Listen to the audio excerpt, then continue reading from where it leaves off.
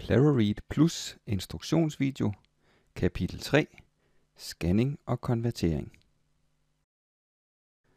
Clara Read Plus har en indbygget scanningsfunktion, som gør det muligt at scanne og konvertere et papirdokument, så det kan læses op på skærmen. Det skal vi se, hvordan man gør i denne video. Vi går op i værktøjsbjælken i Clara Read og vælger scanne og scanne fra papir.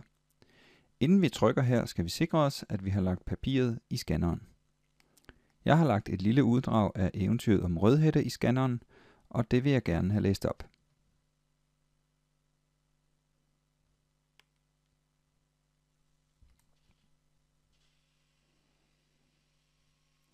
Scanningen starter automatisk, og når den er færdig, bliver man spurgt, om man har flere sider til dokumentet, eller om man er færdig.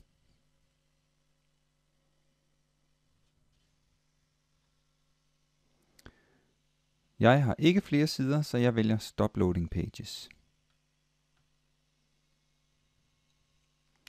Clara Read viser nu en forhåndskontrol. Her kan man se, hvordan Clara Read har genkendt det indscannede.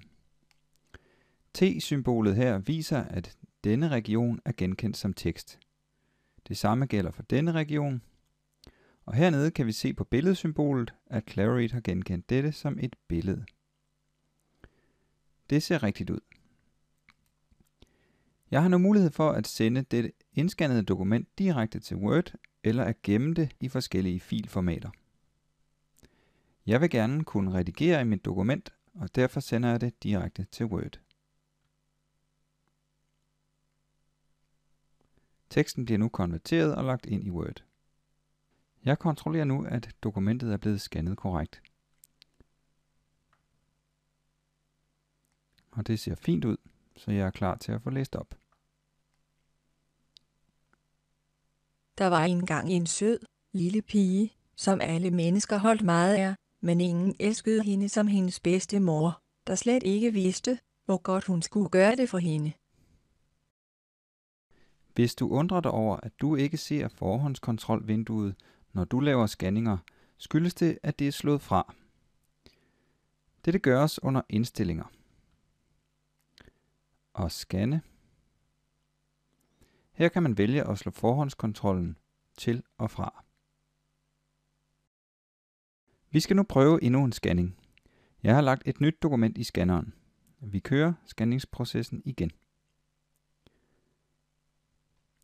Denne gang har jeg valgt et avisudklip, hvor der er mere grafik og flere billeder, end i det andet dokument med Rødhætte.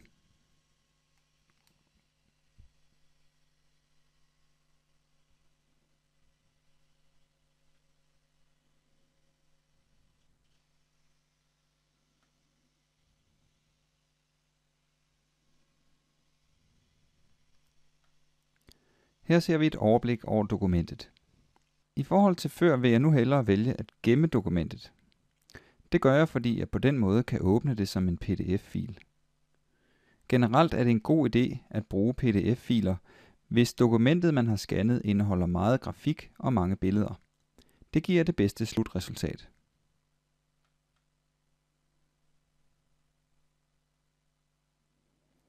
Her kan jeg altså gemme mit dokument. Først giver jeg det et navn. Og nedenunder vælger jeg filtypen. Og jeg vælger altså PDF-fil.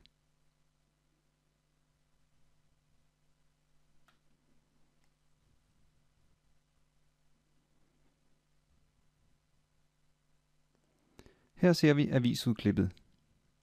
Og jeg kan nu få det læst højt.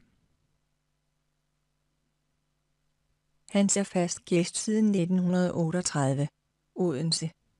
Skoleelever fra Giersings Realskole var blandt de første til at hoppe i vandet. Det sidste vi skal se på i denne video er Clara Reads konverteringsfunktion. Den kan konvertere billedfiler til tekstfiler, som kan læses op. Jeg har her et PDF-dokument med eventyret om Klods Hans. Jeg vil gerne have det læst op, men som vi kan se, har jeg ikke mulighed for at få det læst op i dets nuværende format. Selvom jeg trykker afspil, sker der ingenting.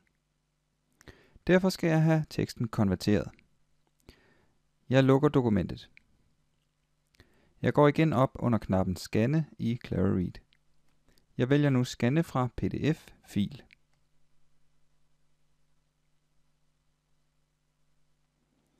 Jeg vælger mit klodshandsdokument og trykker åbn.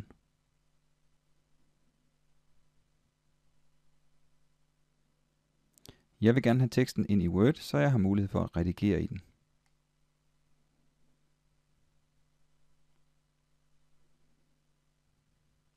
Klodshans eventyret er nu lagt ind i Word og kan læses op. Ude på landet var der en gammel gård, og i den var der en gammel herremand, som havde 2 sønner, der var så vittige, at det halve var nok. Det var lidt om scanning og konvertering i Cleverread Plus. Hvis du har yderligere spørgsmål, er du velkommen til at kontakte forlaget Sokrates på support@sokrates.dk.